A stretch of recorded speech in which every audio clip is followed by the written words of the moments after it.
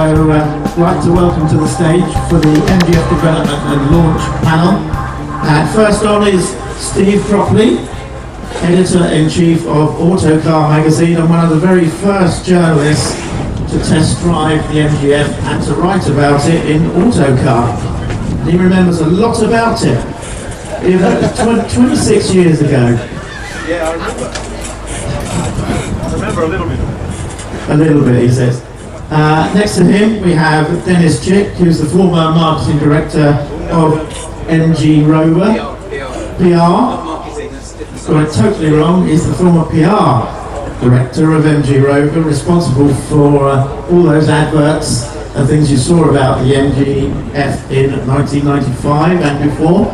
Next to him we have David Knowles, who's probably familiar to a lot of you from his book on the MGF, which is the definitive book really about the MGF. I think it's a very fine book as well. If you haven't got one, we may have some on the stand to sell, you never know.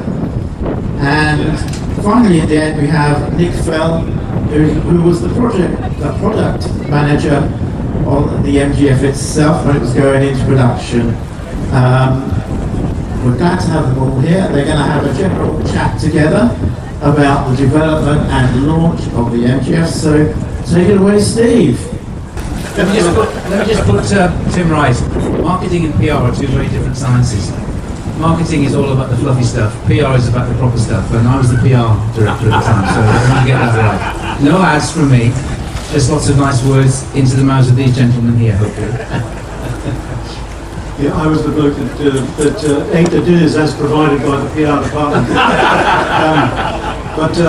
No, the thing is, I suppose the thing that I remember best is actually the gap between the demise of the MGB and how we all thirsted. We were all desperate for there to be an MG, a proper MG, to take the place of all these strange saloons with too much power that turned left when you opened the throttle. Yeah. And we were desperate for there to be a new MG, and I often look at them now, and I look at them here, and I think it's a bit of a tribute to the people who produced such a good car on so little in the way of investment. I think Nick can tell us a bit about that. The politics and the difficulties were not inconsiderable, and yet the car has come out brilliantly. In fact, I think, if anything, it looks better with the passing years. Yeah. I would have to say, actually, to everyone here, how fantastic it is to see such a huge number of brilliantly turned out cars. It really is quite fills your heart, actually, when you see them all. So, my thanks and congratulations to everyone who's brought their cars all today. They're fantastic. If you go back sort of 26 years, it seems impossible. It was that long ago, wasn't it, Nick? But, I mean, in those days I had brown hair and I was slim. Well, at least I had brown hair. But it's the fact that there's, as you say, that people are celebrating here today because it was a real excitement at the time when this new car came out, and the fact that people are still so passionate about it today, all those years later, is wonderful to see, isn't it? Yeah, it was an interesting time because with the expectation when this car was leaked out was huge because we, as Steve said, we've been running around making Metros and Montegos and Maestros with a badge on the front, and now it was a chance to produce what everybody had been waiting for a long time, which was a proper sports car. We've gone through the RV8 scenario, which was, could we make the badge live again on a sports car? And I think that was it was a compromise, but it was quite a nice little car. And seeing them around now, it's also nice to see them out on the road still. But this one, the expectations were huge, so we had to do a lot of groundwork, particularly with the clubs. We had a big event for this car, as we did indeed with the RV8, to show this car to the car club and the owners club in particular, to make sure that they were fully briefed as to what we'd done. As much as anything about the technical side of the car, the expertise that had gone into designing it, producing it, and giving us a car which was a great handling little car, a good performance car, proper performance sports car, but also a car that with this suspension on it, with Alex Moulton's wonderful hydrogas suspension, rode very well. So in the build-up to the work that we were doing to present this car to the media, we had that in the back of our minds all the time, that we had to really convince people through our coverage in media that this was a proper MG that was good to sit behind the badge. DC, can I, Nick, you and I spoke at the time, didn't we? Yes. But the thing that I would love to hear from you again is what the terms of reference were. You were the guy that was going to have to produce this car. Yeah. What were the rules? What did they tell you to do? Because I gather it was done on not much money with existing componentry. Well, the first thing I'd say is that before I joined the project in, early '93, Brian Griffin and John Doyle and Jerry McGovern and the team had done a great job on selecting and refining the concept. But the business challenge ahead of us was pretty interesting. So the technical definition of the car was reasonably clear. The performance targets were established and some of the key attributes to epitomise MG. But at that stage, as ever, Rover Group had lots of challenges on its plate in terms of the business. And fundamentally, we had to get this car into production, keeping the Rover Group investment at the Rover Group board level of approval. So Nick Stevenson and John Towers couldn't take this car to British Aerospace to compete with the high volume cars. And that meant that Rover itself couldn't invest more than £10 million in the car. Wow. So, it was a pretty constrained program, and therefore the collaboration with Mayflower and Motor Panels was formulated. And when I joined, all we had was a heads of terms agreement with Motor Panels. And within a month, we had to move that into a binding contract, including bringing in investors to fund Mayflower. So we had this incredibly complex business relationship because, normally you would expect a company like Mayflower or Motor Panels to be your supplier. In this case, by all means, they were our supplier and accountable for quality, but they were also funding £25 million of the program and buying panels and tooling from Rover Group. Yeah. So we had this extraordinary circular relationship between supplier and customer. So quite apart from the car, I think probably the people here probably know as much the technical detail of the car as frankly I do, to be honest. But the business relationship was quite extraordinary. So to maintain the progress of the vehicle's development while managing the delivery with that complex business situation was amazing. And just to make it even easier, halfway through BMW came along and bought Rover. So it was a fantastic and very challenging 2 or 3 years. It seems to me that it's quite an achievement to have produced any kind of car, let alone a car that we, the road testers, all said was quite refined, quite spacious, quite good handling, pretty good performance. The development phase must have been intriguing because it's one thing to just get hold of a load of components and put them together, but the car worked, didn't it? It did, and I think it's pretty amazing.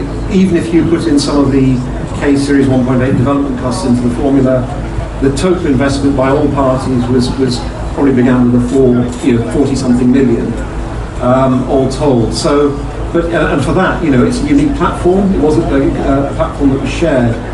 I think one of the things that was quite interesting was clearly to keep the investments at that level, we had to maximise the carryover componentry.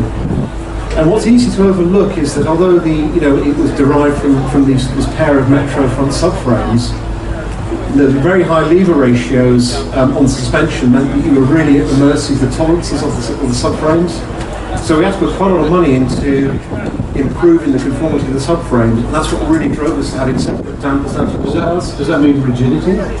No, not so much, but dimensional variability. So you've got a 5-to-1 lever ratio between the tyre and the deflection. So to get consistent control at the wheel end, you have to have separate dampers and anti-roll bars because the variability can give you a lot of difference between cars otherwise. So yeah, we had to make best possible use of whatever we could source from within the group and still add it together to something that was unique. Do you think? Tell us about you must have a degree of pride, mustn't you, when you see them go by? Because put it there. Well, as people would always say, it was an enormous team effort, and really, I was kind of the completer finisher because all of the formulation work had been done by Jerry and Gordon Sked, by Trevor Holdsworth in the concert engineering studio.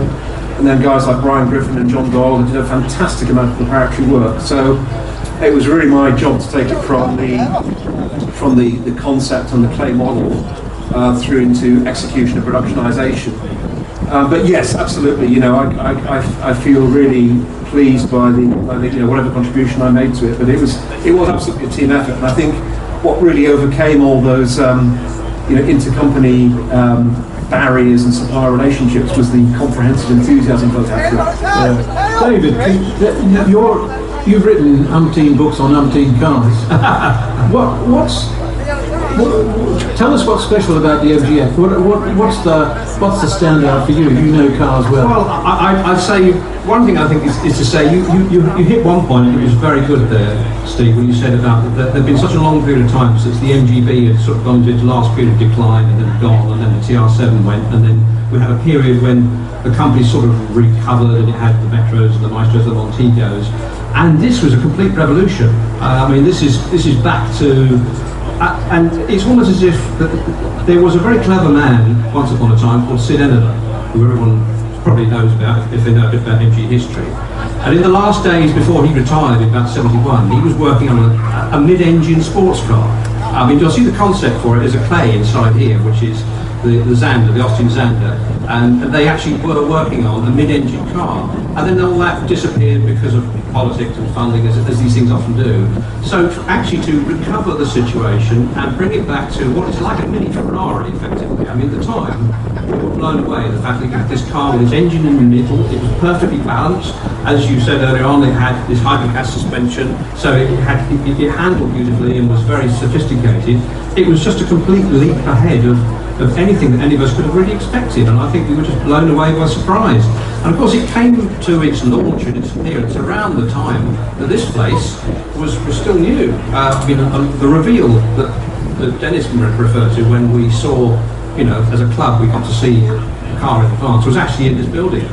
And I remember at the time it was wheeled outside of the car park, and I thought that's a very brave move to do that with a brand new car that's still top secret. There could be some visitor to the museum and there's a camera taking pictures of it. And then you saw it in daylight alongside cars like old Number One and the MGB, and you saw it really fits. It's part of that MG lineage. I was going to ask you that. So you, as a MG historian, you saw it as an MG. Absolutely. I mean, again, I encourage people. Obviously, you'd be walking around the museum and look at things like the EX181, the record-breaking car. You look at the shape of that, the sort of the rounded shape of that. People often try and link that to the MGB. I think that's a bit of a nonsense, personally. But you look at it alongside the MGF, and that's a mid-engine record-breaking car from 1957-59. So, yes, in terms of lineage and heritage, the MGF's got it all. It may not have been built at Abingdon, but it was built by people with the right mindset and the right heart, I think. The relationship I like is the one with the styling relationship with the EXE, which was such a fabulous car. You must know lots about the EXE and its beginnings and so on. Yeah, we launched the EXE at Frankfurt Show. That was Jerry McGovern's coming out car, if you like. That was the first design that had been actually shown in public, and it went down, as you probably remember, so well. The plan was to build that car using a derivative of the V6 that was in the Metro 6R4. But again, politics, funding, all those things stopped us producing that vehicle. So this was the... Was there ever an intention to, honest to God, make it? Well, Harold Musgrove would tell you yes, but I don't think. I think it was a concept. It was always going to be a concept. It was far, far too complicated for the company at that time to produce a car like that. So this was almost the kind of the cheaper option, I think, to go to. And of course, when this car was launched, David talks about the connection with here. I'll tell you a few words about what we did with the car when we launched it. Interesting to see there are some press cars here actually, and whoever owns 802, come and see me afterwards, because I've got a photograph of that car with my son driving it in August 1995 when we were putting a few miles on, and I've spotted also in the audience here Martin Cox, who is standing right there in the middle. Martin, he was in charge of press car preparation at Canley, and he will remember these cars very well. Long-suffering bloke. He spent a lot of time, making sure these cars were absolutely all the same. Knocking all dents out. Yeah. As Nick said, you know, we had potential for little tiny differences in the way the car handled, etc. And Martin was responsible for making it the car it was. So these cars actually were prepped for the launch. The launch activity was planned for here. This was the kind of the central, the lunch stop, the area where we had all the discussions with the media, and we did a few other things I'll mention in a second. But we actually, the journalists all came in from all around the world. We had about 450 journalists come from everywhere, including Japan, New Zealand and Australia. At Coombe Abbey in Coventry, that was the hotel we formed up at. And we had the first presentation was made to the media in that hotel. Then next morning we drove on a circuitous route from there to here, and had our lunch here. And during that month, we had 4 weeks of activity. And at the time, Rover had I've got the T-shirt here, the aerobatic team, brand new. I found it in a packet, in a plastic packet in the drawer the other night, so I thought I'd put it on. Still fits. It still fits. Yes, it is an extra large there. Brian Lacombe and Alan Wade were the two pilots who flew the extra 300 aerobatic aircraft. Brian was an amazing character. He was an author. He competed in competition, and what he could do with the plane was absolutely amazing. You would always see Brian either with a cigarette or his pipe or a drink, or all three at the same time. And I can remember him getting into the aircraft and not flicking his cigarette away until he put the canopy down, and lighting up the minute he started, he landed. But they put on a fantastic display here over the 4 weeks. Every single day, apart from 2 days of bad weather, they came in here and did their display, and it was absolutely brilliant. And Steve will tell you, the lads will tell you, it was amazing. And then we went off and finished our drive in the afternoon, and then everybody went back to Coombe Abbey and went home again, and then hopefully went away and wrote nice things about the car. But as I say, there were a lot of people here. 450 people came to that event, and we covered it across the world. The general response was very positive, I have to say. From all the things we've been talking about already, the quality of the car, the way it drove, the way it handled, the way it rode, all very positive points. And I think we came off the back of that exercise feeling really good about what we'd done in terms of all the work that Nick and the team had done to put it together, what we'd done to launch the car, and then how the help that we got from the media and giving it a very good start. It had a really good send-off. I remember my job was to come up here, spend a night in your company, and then take a car back to the office for hours for the autocar road tests. And the thing I remember most about that was just a sense of relief, because it was a good car. And it wasn't always the case that cars produced around here were particularly good. This was a good car. We all knew it was a good car. It came out of our road test very well. And it was we're in our racket, we're supposed to be impartial, and we are, but it always gives you a lot of pleasure when something that produced by people you know and respect turns out well, and it did. Good thing that we had the VVC actually, because the standard car was a very good car, obviously, but when you looked at the competition that was around at the time, there was a lot more high performance in terms of the sports cars available at that time. So I think the VVC, which was, I think, if I'm right, Nick, was quite a late decision. Yeah. That engine, Nick will tell us a little bit about that. But we had that car at the launch, which was very good. It didn't kind of come later. So that was a nice little kind of extra into the launch activity. It gave us a little bit more steam. I guess many of you will know that originally the concept was that the car would have a 1.6 K series with the R65 box, and then a 1.6 supercharged with the PG1. That was the original engine lineup. And just to make it even more complicated, there was going to be a CVT at launch as well. And but it was pretty clear that we weren't going to get the kind of performance and economy out of that engine lineup. So soon after I joined the program, we rationalised a PG1 box for everything and to the 1.8 litre engine. But it was just so nerve-wracking, because the Rover 200 hadn't been approved, and MGF couldn't possibly justify the investment in a unique 1.8 litre engine. So for 6 months we developed the car on the basis that the 1.8 engine would be approved, and there were enough prototypes around to support the development program. And of course I checked with people like Alex Stevenson and John Towers and Nick Stevenson that it was going to happen, but we were still at the mercy of British Aerospace. So if for any reason Rover 200 had been cancelled or delayed, we would have been in a really, really difficult call. And actually we needed an engine of that size to really make sure we achieved the performance targets. And as Denis said, having the VVC to complement the naturally aspirated, the 1.8 was plain 1.8 was a real advantage.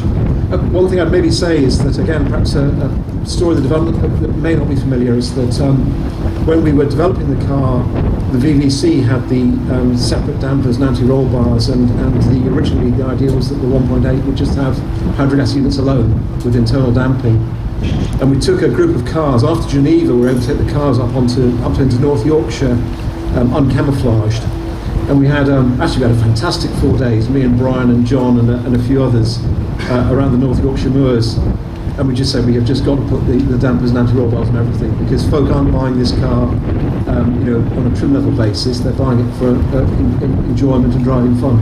So we decided we'd put a bit more money into the base car as well and put dampers and anti-roll bars on all of them. But it was a pretty thrilling few months when we didn't know if we had an engine or not really.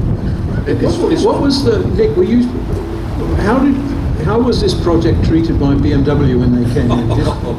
Well, yeah, I mean it's a famous story, and Gordon Sked will tell you this as well. That we'd been experimenting with launch colours, and we had this colour called lipstick red, and strangely enough, I can't see an example of it around the car park, but it was the most bizarre colour. I mean, it looked great on the pallets, but we had the model sprayed up in this colour, and it all, the whole BMW thing happened so abruptly. We had no time to do preparation, and they clapped on this colour, actually, pink MGF, and they just thought like rocks in our heads. And so they acquired Rover in February, and by April I had to be in Munich meeting up with Chris Schausberger, who was leading the Z3, and we were saying, have we got 2 sports car programs here, or can the group only do 1? And I have to say, I think it's a huge credit to BMW that they recognised that actually the cars were doing quite different jobs, and the Z4 was definitely strongly appealing to a traditional BMW audience, and it was in North America as well, whereas MGF would not be. And they were indulgent enough, and I think they could see the business case enough just to separate the 2 cars a little bit. I guess you'd know more about this than me, Denis, but and we went ahead with both. But it was, the ride and drives when Bernd Pischetsrieder and Wolfgang Reitzler came over to try the car was those tense moments. And I think the future of the car was actually lay in those drives around the Midlands here. Were they okay with the car, or? Yeah, but they're just such brilliant product people, and they were completely into it. Yeah, they absolutely went for it. And I have to say, I thought Wolfgang Reitzler was the more incisive assessor, and driving with Bernd Pischetsrieder behind the wheel was just terrifying, to be honest, but especially in a right-hand drive car. Well, he crashed a few, didn't he? He did. He crashed Wolfgang Reitzler's McLaren F1. Yeah. They're not friends anymore. Just a little anecdote from me. The Geneva show was obviously pivotal for this car. We went to that show with something which was, I think, unexpected. And some of you will know that at the time we also developed alongside this a miniature version of this with Corgi. They got into the database, and they produced this model which we were launching at the same time as the car on the stand at Geneva. I'm sure some of you have got the model, and some of you might have even the press model, which was given to everybody here at the time. Interestingly, my wife, who I went on to marry, I met her at Rover. She was the events manager for the Rover Group, and she put this whole thing together. And she'd also organised the PR part of the Geneva show. What I could not believe is that she also organised for us to get married on the weekend of that Geneva show. So I never got to Geneva, and I've never forgiven her for that. I did get to Geneva, and I mean the interesting thing with that briefly is that with the MG Car Club, I mean I was going to go anyway. I'd had plans to fly down to see this fantastic new creation. Then the MG Car Club said, well, what about, we're thinking about doing a convoy. So there was in the end a convoy that went down, a whole range of MGs. I went in my MG BG-TV8, my wife went down and we were looked after royally by the MG Car Club of Switzerland, and it was a fantastic journey out there, and we were filmed by a BBC film crew. I was saying earlier on that this film crew were doing a documentary about Rover and about all these crazy enthusiasts, you know, like all you guys here today, you know, all these crazy people who are crazy about British cars. And we were all thinking, oh, we're going to be on telly eventually. And unfortunately, the same film crew were working on a broader documentary about Rover Group, and they eventually produced a documentary called about when Rover met BMW, and Denis was involved subsequently in that when the Rover 200 launch, and because that was all about a little bit more about friction, because the way the BBC was to portray it as a sort of a strained relationship. And many of you may have seen that documentary. And so, of course, the idea of all these people celebrating about this wonderful launch of this beautiful new MG sports car, that didn't fit with the message that the journalists wanted to portray. So we ended up on the cutting room floor. So, you know, somewhere there might be some film of me sort of waving as I'm driving along in a car in Switzerland, but it's lost now.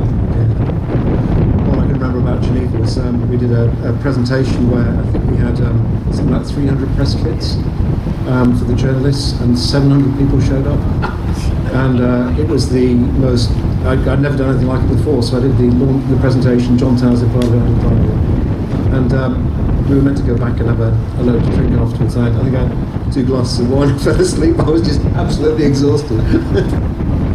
What was the international reception for the MGF like? Was it, you know, at the show, was it well received, do you remember? Yes, it was indeed, and the press coverage we got, particularly in across Europe. Italy was mad for it, the French wanted it, and even right out to your neck of the woods. Steve's from Australia. The guys came over from Australia, they loved it, the New Zealanders liked it. It was positive right across the markets the car was going to be sold in. Whether we actually sent them enough cars, I don't know. The demand was pretty high in the early months and years for the product. David might know a little bit more about this going forward, but certainly the positivity from off the back of the Geneva show launch and then driving the car, because there's always that, it looks great, it looks fantastic, your story's great, let's wait till we drive it, and let's wait till we drive it in Britain, because that's something that the journos always wanted to do, make sure we drive the car on these nasty roads we have over here. I think the rolling positivity was great for the whole team. And we felt very good about what we delivered. I think on the day you had some good things, like you had the inevitable sort of royal personages to present. So I think it was Prince Edward and Sophie Wessex, I think, with that there. So of course that meant straight away you got coverage in all of the mainstream media. And you know, talking to people at the show, people just were blown away by this car. And people, as you say, from all over the world, and Japan, of course. I mean, Japan bought most of the RV8s, as you probably know the story behind that. So of course the Japanese. You were showing some of us earlier on some of the pictures of the Tokyo launch. I mean, they were really ready for this. They were absolutely ready for this brand new British sports car, weren't they? Yeah, they were. Yes, the show, we took the car, we revealed it at the Tokyo show that year, and again, excellent response. You win? Yes, I've got some pictures in here of that. It was very well attended. The Japanese just loved it, and it was the right size for them, of course, as well. They fitted in it very well. Did they have to call it the Rover MGF or something weird at the time? There was a thing about marketing in Rover Japan, wasn't yes, it was never badged as such, but it was. I think the back of the brochure was Rover MGF, and that was part of the deal we had with the company out there. Everything was called a Rover or a Rover MG, but the car was never badged other than just an MG. No. I'm interested in you three gentlemen, your impression of the way the car's lived its life. It seems to, when you see an MG, you rarely see a baggy one, do you? They seem to have lasted well. Is this good body engineering, Nick? I think it's careful owners. I would say that. Well, yeah, but there are some not that well looked after cars. We just look around here. There are a lot of MGFs here and TFs, obviously. I think it was well engineered. I think it was easy to look after if you maintained the car properly, particularly the engine, you know, oil changes regularly, etc. And we got over the K-series head gasket problem, that kind of thing. These cars have been quite reliable, and I think it's a real shame that you have to pay so little for such a fantastic car these days. And I'm hoping that they're starting slowly to climb, particularly the original cars, in terms of value. But you know, you can buy a super duper version of one of these cars now for not a lot of money. and they still drive just like they used to. They're superb cars to drive. I'd put a parallel to the MGB. I mean, if you look at the MGB, if we go back, I don't know, a dozen years, 20 years, you'd see some baggy-looking MGBs around that were just being used as everyday cars, and big MGBs were to a penny. They were relatively cheap. The MGBs you tend to see now, obviously there aren't so many you see on the road now, tend to be really looked after and cared for by people that are really passionate about them, and they've made sure they're well maintained. And I think perhaps the MGF goes through a similar sort of cycle. For a long time they were plentiful and cheap, but they're not going to be cheap forever. The ones that survive, the ones that are cared for, and then when people realise that it's basically the last of a generation, I think that their destiny is ultimately that the value of them will go up and will climb, because of people like yourselves who look after them and are passionate about them. Because they're not so much everyday cars now, they are more cherished sort of special cars, perhaps maybe mostly for weekends or for events like this. And I think the MGF has got its time is coming. I think it's just the sheer numbers here shows you, and they're all lovely cars here. I haven't not yet seen any really scruffy ones. Now, isn't it the case that the affordability is... I will find one, I'm sure. Somebody's got one. But the affordability is connected with the fact that there aren't huge restoration costs in the cars, and you know once every car's had to be restored at a lot of money, the prices go up. Yeah, but I think there's something about Rover Group cars from this era. If you look at the 200, the 400, all the 200 series actually, from the very first one that we did with Honda. They're very good cars, and there are still quite a few around, and they are very cheap. And we've got some of the 200 Club guys here today. We're having a little bit of a separate event here today, and they had their big event 2 years ago now. And there's some lovely cars about in the same way, but all these cars from that era, I think, are undervalued. They really are. They all drive very well. They're put together very well. The cars, particularly with the Honda engineering, are still really good drivers, but for some reason, they're just not desirable in the classic car world, and I just think that's strange. No time will come, I'm sure. Yeah, I'm sure it will. I note that Tim is reaching for his microphone, which seems to me to mean that we may well be running out of time. But Shut those old buggers up on the stage. Yeah, the thing I was keen to say, just as somebody in the road testing bracket who's, I suppose, driven a lot of cars, I admire what's been achieved with the MGF and the MGTF, and I think this whole movement is really great. I'm so delighted to see so many of these cars here, and the fact that they work so well in real life, and you can still buy one and you can still keep them going easily. It's an absolute tribute to you all, and it's well worth doing to me. So well done, congratulations. Here. Thanks for keeping it going. Thank you very much. Thank you everyone. Sorry, Tim, if I could just add one thing.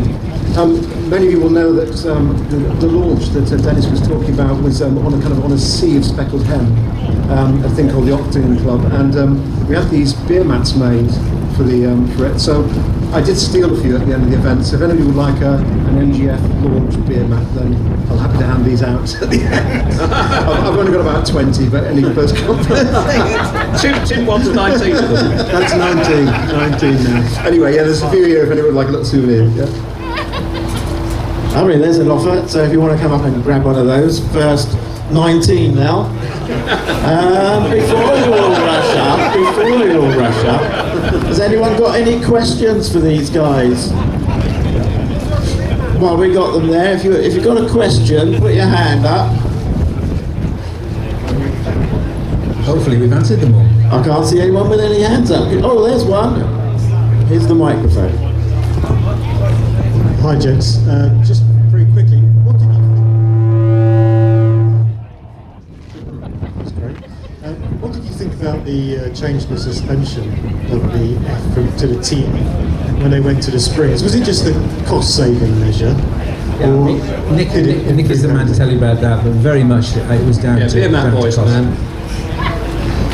It was.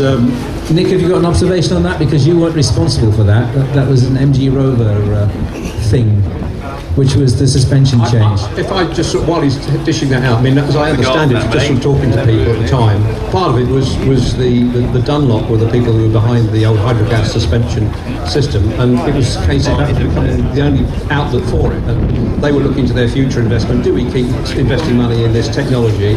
And at the time, I think that somebody said, well, we could perhaps look for an alternative. And I think the one that they came up with, frankly, was brilliant and it's fit for purpose. And he must have consumed a fair proportion of the development budget for the TF. I mean, if you think what made up the TF? The TF made some changes to the body, the sill structure, probably some legislative changes that they had to make, and the suspension. And that's almost it, isn't it? I mean, the new trim colours, the fascia's the same.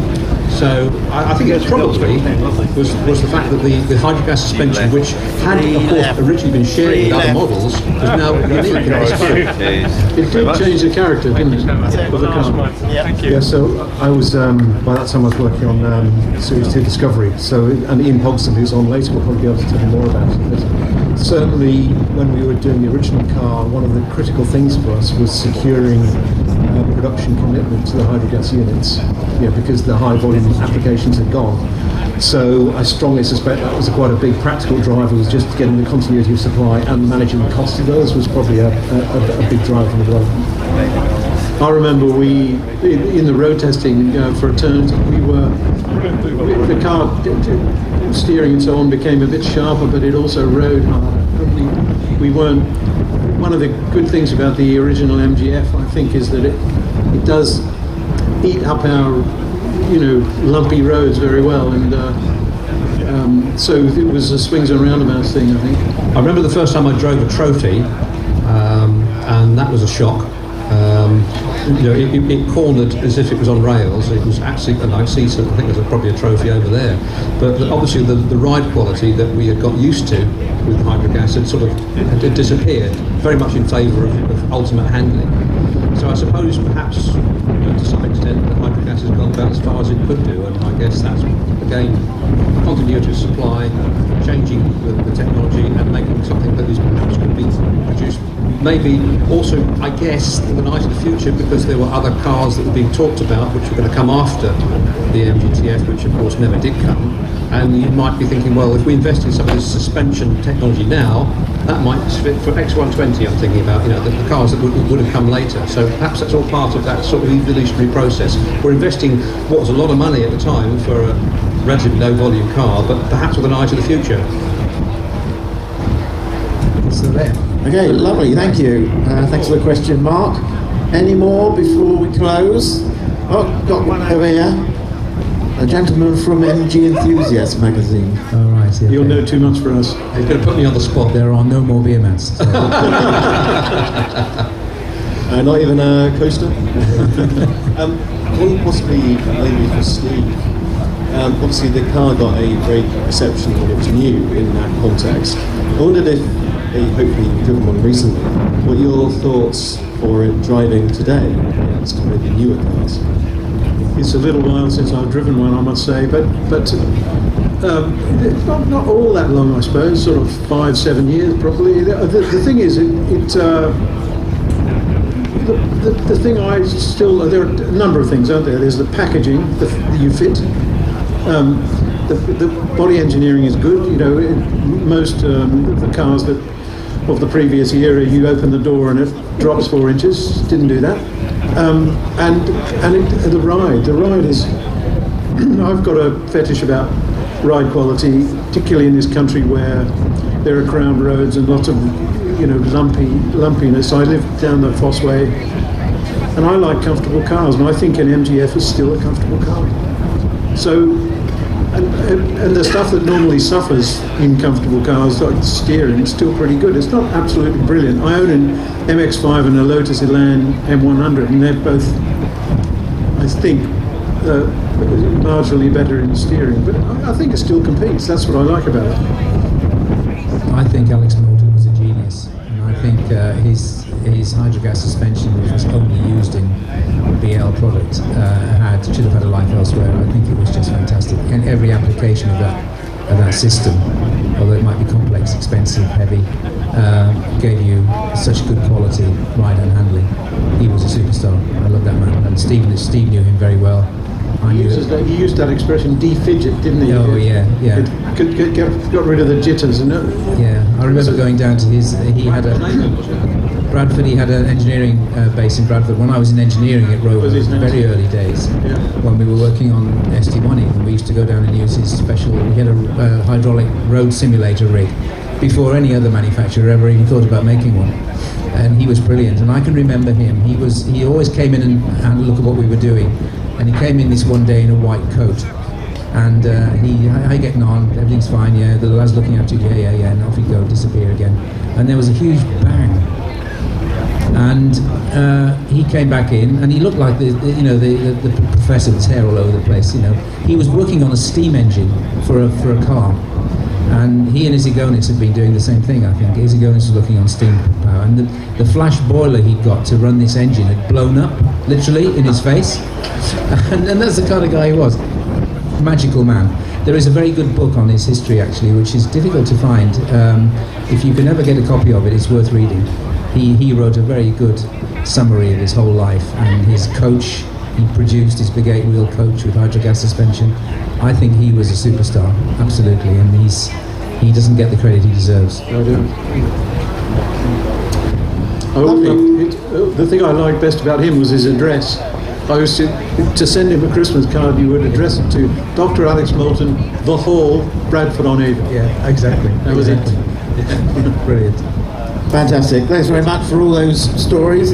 So a big round for Steve Cropley, David Knowles, Denis Chick, and Nick Fell. Thank you very much, guys.